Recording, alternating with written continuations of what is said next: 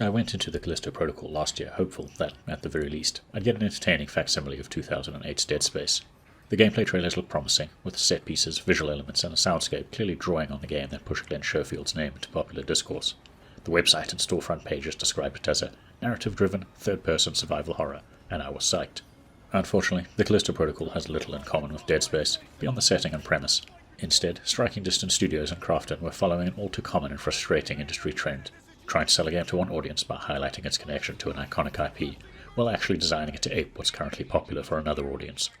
Objectively, at least with a few post-launch updates, it's not a bad game, and there will be fans without the Dead Space baggage that'll enjoy the ride. However, as part of that target audience pining for another Dead Space, I found their attempt to straddle the line between survival horror and story-driven blockbuster resulted in a game that doesn't excel at being either.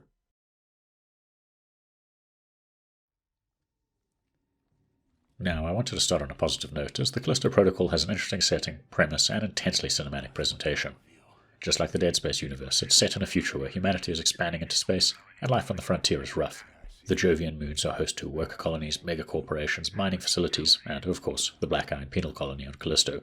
It's a turbulent and dangerous region, with colonial governments fighting for control against rebel groups seeking more independence, little corporate or government oversight, and a thriving black market trade. It's a wonderfully realized universe, thanks to the impressive visuals and immersive soundscape, motion capture, and quality voice acting. Environments are incredibly detailed and atmospheric. Character models for both humans and biophage creatures demonstrate intricate, lifelike, and often gruesome details. There are some outliers, like rough animations for reloading or picking up items, but the melee combat and gunplay typically look, sound, and feel brutal. The crunching impact of baton strikes and bullet impacts is complemented by ridiculous sprays of gore and death animations that ensure every battle, regardless of whether you're victorious or not, ends with dismembered limbs and bodily fluids coating the walls and floor. The audio also deserves top marks with high-quality voice acting, crunchy claw and weapon impacts, unsettling and multi-layered directional audio that will keep you on your toes, and a subdued but atmospheric soundtrack that ramps up in sync with the threat level. Of course, an impressive audiovisual package can greatly enhance your gameplay experience, but a video game is something that's actively played, not just passively consumed. Even if the gameplay mechanics are just a perfunctory framework for storytelling, balance and pacing remain essential. The longer you play, the more it feels like the Callisto Protocol forgot the basics. It's worth going all the way back to 2007's Uncharted Drake's Fortune for a point of comparison. Now, Naughty Dog is probably one of the most recognizable progenitors of the story-driven cinematic game, and the 15-year-old game does a better job of balancing clunky gameplay sequences with heavily directed, spectacle-driven set-pieces, quiet periods of banter between the cast, and cinematic cutscenes. I'd even argue most Naughty Dog games have distinctly average gameplay, but they're masters of pacing, ensuring you really do one thing long enough to start noticing any limitations. The Callisto Protocol is intensely cinematic and feels aggressively directed. You're funneled down unflinchingly linear paths, with the camera forced towards what the director wants you to see, and every encounter is fought on their terms.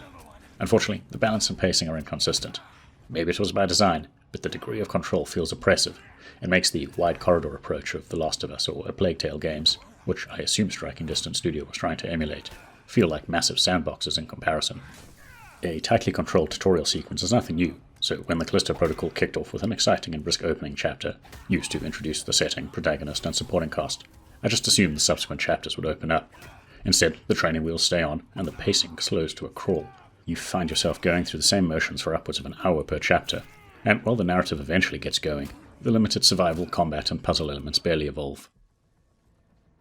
That said, even the narrative takes a long time to get interesting. 4 chapters, accounting for 2/3 of my total playtime, are dedicated to just escaping the prison and finding a ship, before the final 3 chapters have you trudging through an old colony towards a flurry of revelations, flashbacks, and the finale. It's not a great structure for a game that advertises itself as story-driven, and the biggest issue is how little of significance happens between the cinematics that bookend each chapter. During my 13-hour casual run, it was only a handful of entirely missable audio logs that kept me interested in the overarching narrative. Radio chatter is almost always Jacob receiving directions on where to go, something that's mechanically pointless given the linearity. And when Jacob finally teams up with rebel leader Danny, every conversation about the history of the Callisto colony is followed by several that revolve around circumventing contrivances that keep them separated. Most disappointing is the limited environmental storytelling that feels bare bones in contrast to Dead Space 1 and 2, where attentive players could follow in the footsteps of minor characters through multiple chapters to discover their ultimate fate.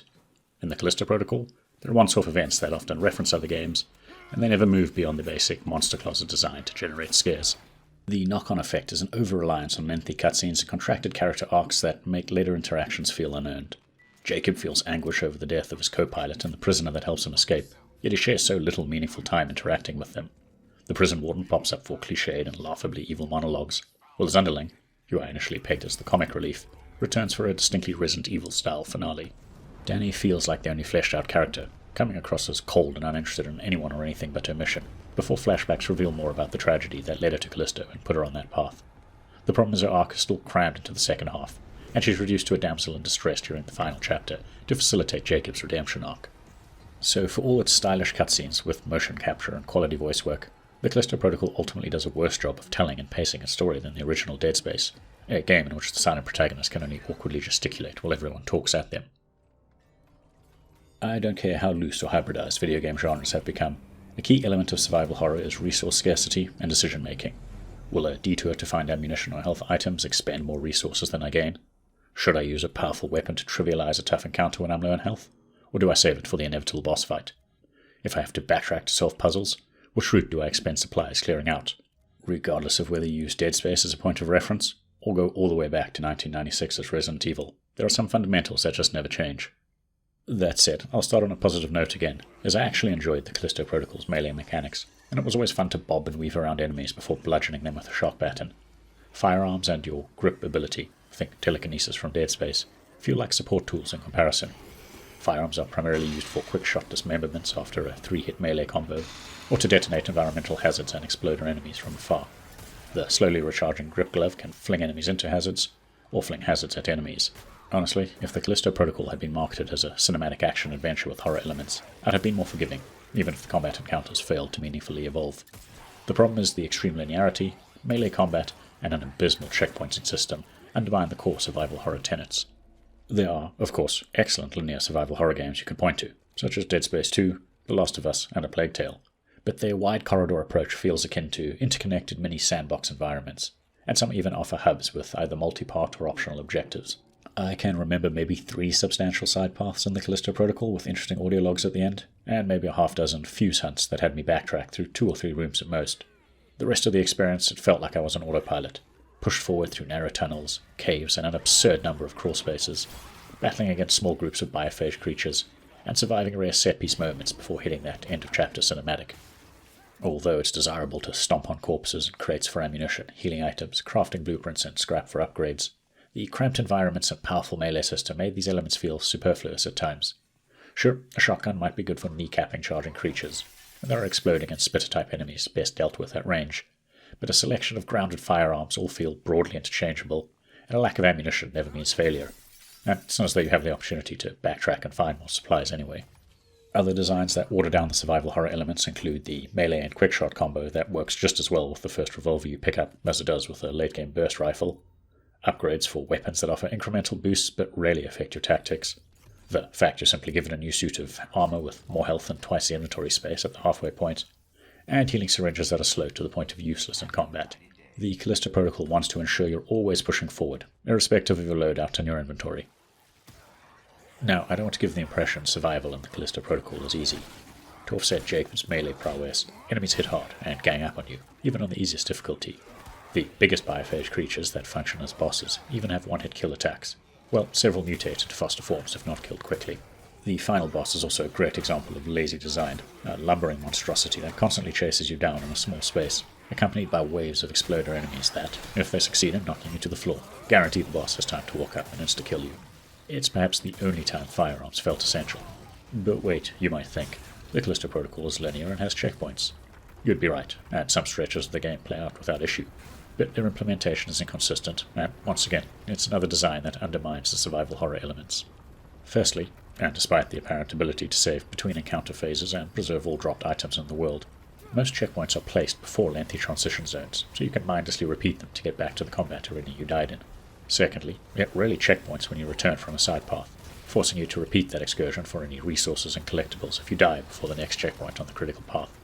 Lastly, and most annoyingly, it triggers checkpoints as you enter rooms with crafting stations, rather than as you leave. If you run around to gather up and sell excess items for scrap, then upgrade your gear before heading out, you better hope you don't die during the next combat encounter, or you'll be repeating that process each time. Wrapping up, the Callisto Protocol sits in a weird middle ground for me. Once I started treating it as a cinematic action adventure with jump scares, and stopped trying to play it like Dead Space, I could enjoy the spectacle and the melee combat. I still had issues with it, but it was entertaining enough to see through to the end. That's why I scored it a 7 out of 10. That said, short of some radical overhaul in how the expansions play, I doubt I'll be returning to it. Progression and combat encounters feel so aggressively controlled and poorly paced, with few opportunities for dynamic scares, that I'm not even sure the promised New Game Plus mode would dramatically alter the experience.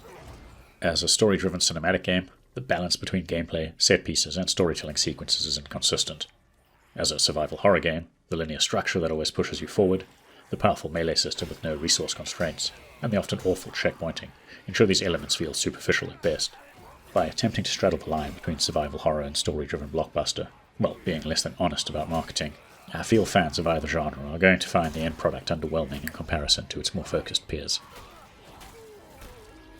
If you've got this far, please consider giving the video a like and maybe subscribing to our channel, as it helps us grow.